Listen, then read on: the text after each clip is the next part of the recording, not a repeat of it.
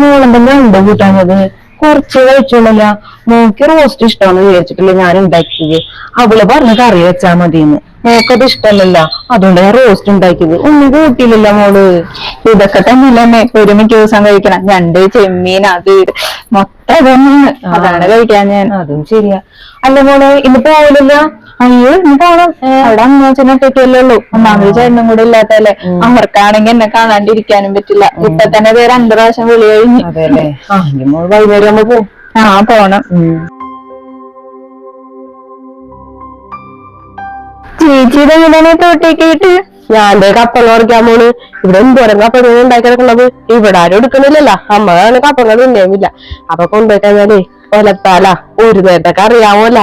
അയ്യേ കപ്പങ്ങയൊക്കെ കുട്ടി എങ്ങനെ ചോറിനാനാണ് ചേച്ചി? എനിക്കതിനെ കുറിച്ച് ഓർക്കാനേ വയ്യ. ഒന്നാമത് എനിക്കത് ഇഷ്ടവുമല്ല. നിങ്ങൾക്കത് ഇഷ്ടപ്പെടൂല. മോളുടെ വീട്ടിൽ ഇഷ്ടത്തിന് സാധനങ്ങളുണ്ട്, ഇറച്ചി മീനും എല്ലാം മേടിക്കും. പക്ഷെ ഞങ്ങൾ പാവപ്പെട്ടവരല്ലേ. ഞങ്ങൾ ആകെ ഞായറാഴ്ച ഒരു ദിവസം മാത്രമാണ് ഈ ഇറച്ചിയൊക്കെ മേടിക്കണത്. അപ്പൊ ഞങ്ങളെ പോലുള്ളവർക്ക് ഈ കപ്പങ്ങയൊക്കെ മതി. ഒരു ദിവസം നല്ല കുശാലായിട്ട് പോകും. നീ എന്തിനാണ് ഇങ്ങനെയൊക്കെ പറയണത്? നിനക്ക് ഉള്ളപ്പോൾ നല്ല ജീവൻ കിട്ടിയില്ലായിരുന്നാ? അത് നിനക്ക് പറ്റിയില്ലല്ല. എന്തോരം കല്യാണ കേസ് വന്നതാണ്. അപ്പൊ നിനക്ക് ദിവ്യ പ്രണയം അതിലിങ്ങനെ ആയിപ്പോയത് അനുഭവിച്ചോ. അതിനെ മറ്റുള്ളവർ കുറ്റം പറഞ്ഞിട്ടെ ഒരു കാര്യമില്ല. ഞാൻ സ്നേഹിച്ചാണ് കല്യാണം കഴിച്ചത്. ഞാൻ അതിന് ആരോടും ഒരു പരാതിയും പറഞ്ഞില്ല. എന്റെ ഇഷ്ടത്തിന് തെരഞ്ഞെടുത്ത ജീവിതം.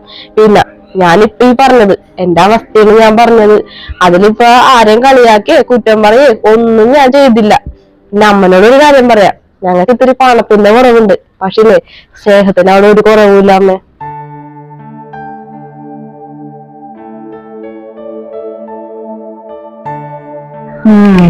അവക്കേ അസൂയ മോളെ. മോക്ക് നല്ലൊരു ജീവിതം കിട്ടിയില്ലേ? എനിക്കത് മനസ്സിലാവുന്നുണ്ട്. മോളത് വിട്ടുകളാ.